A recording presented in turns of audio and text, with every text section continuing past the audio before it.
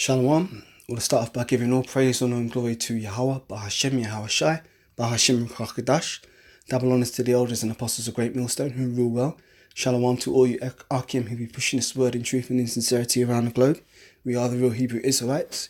The real Israelites are you so-called Negroes, Hispanics, Latinos, Native Americans, Haitians, Dominicans, West Indians, so on and so forth. We are the children of the man from the Bible named Israel, who was first named Jacob, then surnamed Israel. And also you confusion of face Akim, who may happen to look like the other nations where we have been scattered to during our captivity, such as the transatlantic slave trade, amongst others. If you happen to look like the other nations, but this word resonates with your spirit, the chances are that you might be an Israelite, because it all goes by your seed line. You know, it's not about that's how nations are determined by the line of your fathers. Numbers 1 and 18, I think, says that. Let me just pull that up because the Spirit's leading me there.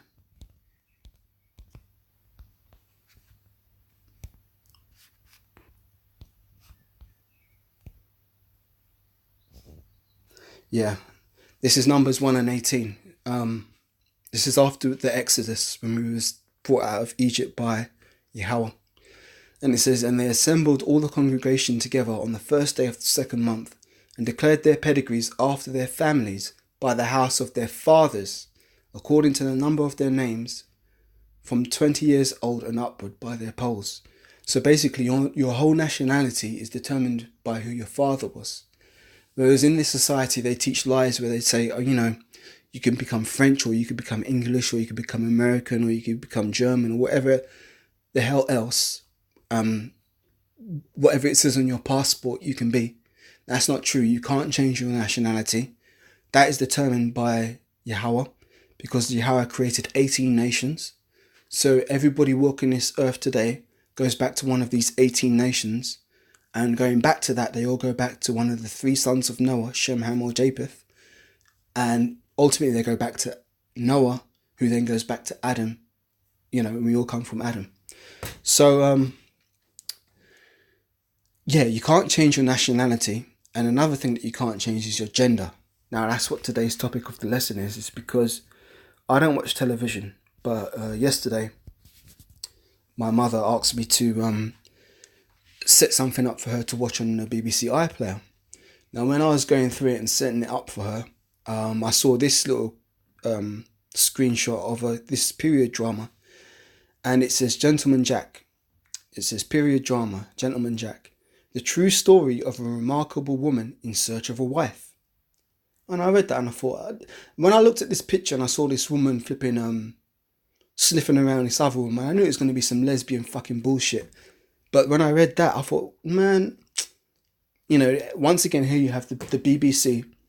You might as well call it the brainwash centre for the UK. Pushing out this LGBTQ agenda, trying to normalise sodomy and homosexual acts.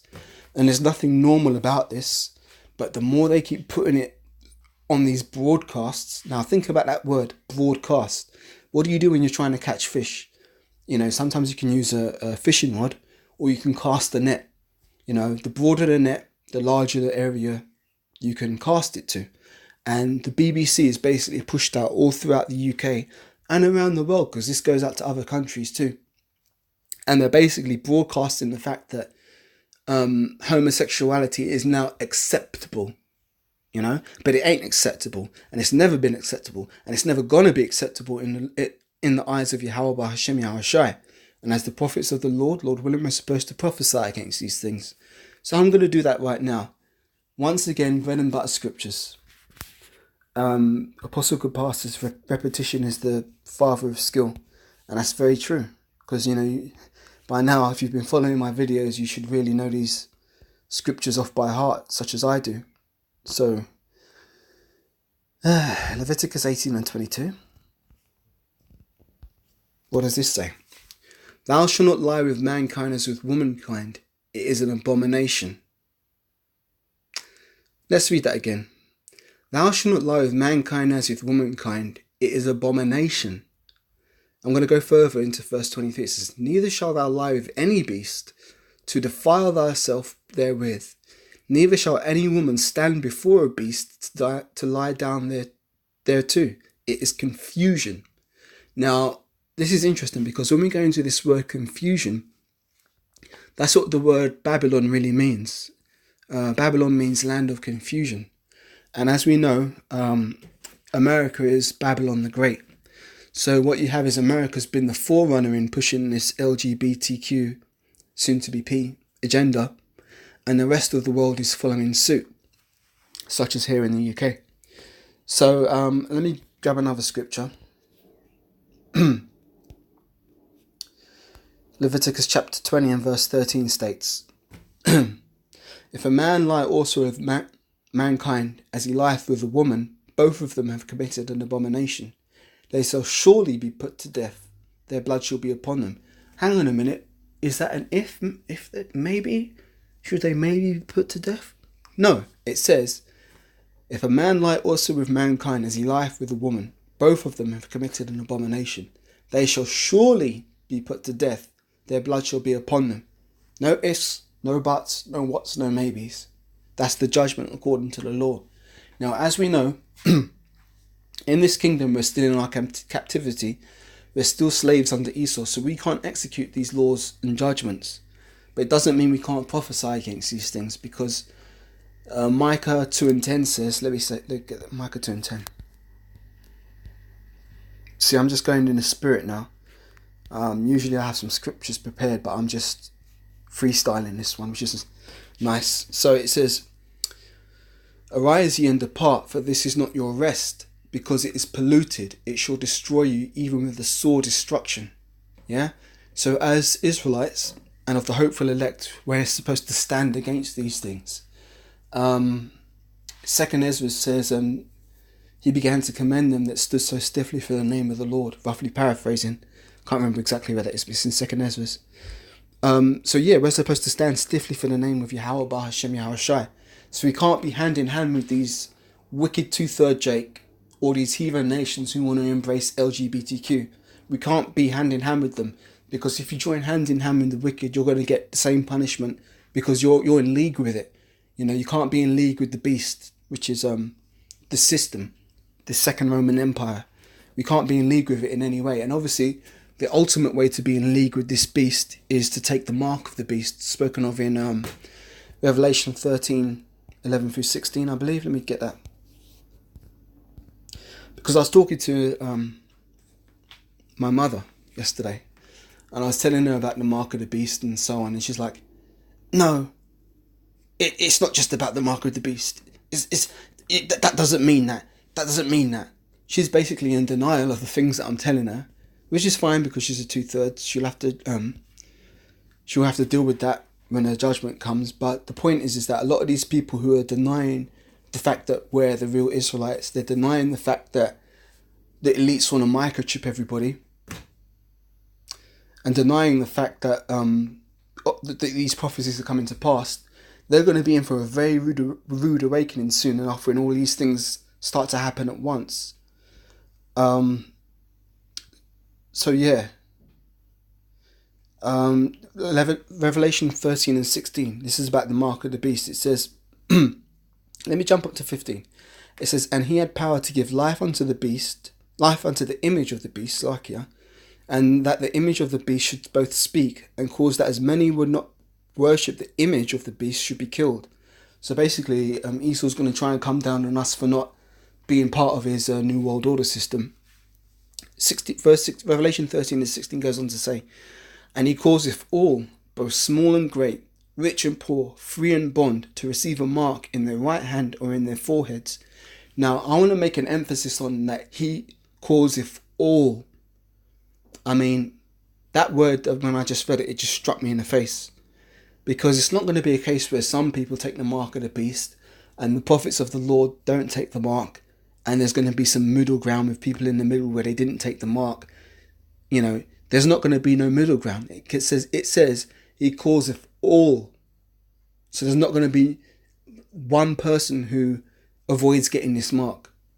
You know, it's going to be all people, except the prophets who Yahweh Bahashem Yahushai has got a hedge around protecting us from this from receiving this mark. So continuing, it says, and he causeth all, both small and great, rich and poor, free and bond, to receive a mark in their right hand or in their foreheads, and that no man might buy or sell, save he that had the mark, or the name of the beast, or the number of his name. Here is wisdom.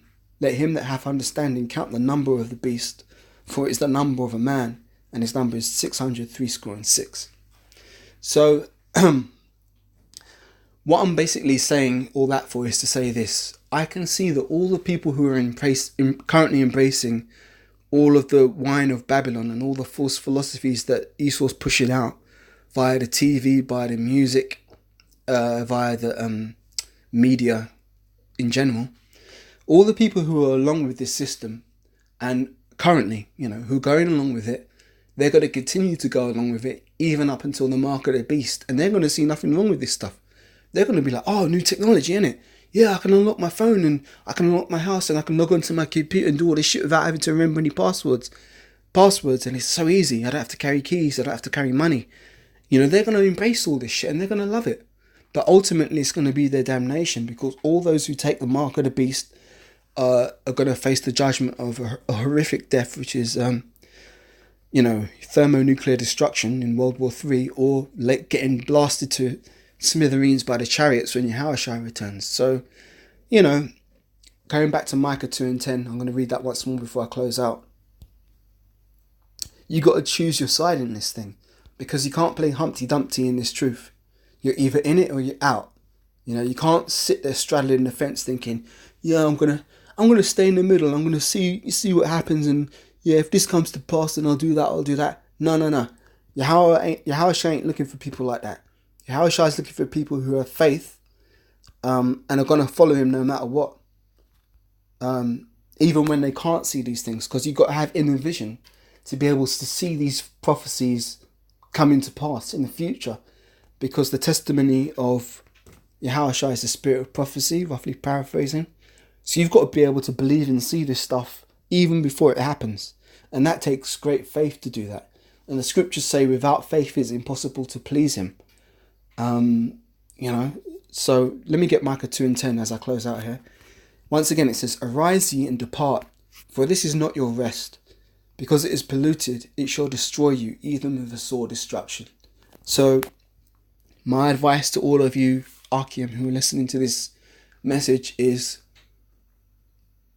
start, if you haven't already started, start withdrawing yourself from this world, because you can't be part of this world, man. If you're part of this world, then, and if you're enjoying your life here in Babylon, then you're going to die here in Babylon. I'm going to get one more precept because the Spirit's leading me here. James 4:4.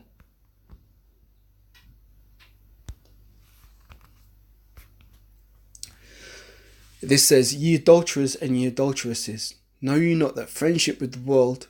Slucky, let me start again. James 4:4. Ye adulterers and adulteresses, know ye not that friendship of the world is enmity with Yahweh? For whosoever therefore is the friend of the world is the enemy of Yahweh. Now, I know it says God there, but I'm reading it as Yahweh. So yeah, that's the end of this message. Lord willing, it's been edifying to those who have listened to it. So once again, I'll say, giving all praise, honor and glory to Yahweh, Bahashem Yahushai, Bahashem Hakadash. Double honors to the elders and apostles of Great Millstone. Sincere shalom to all you Akim who are pushing this word around the globe in truth and in sincerity.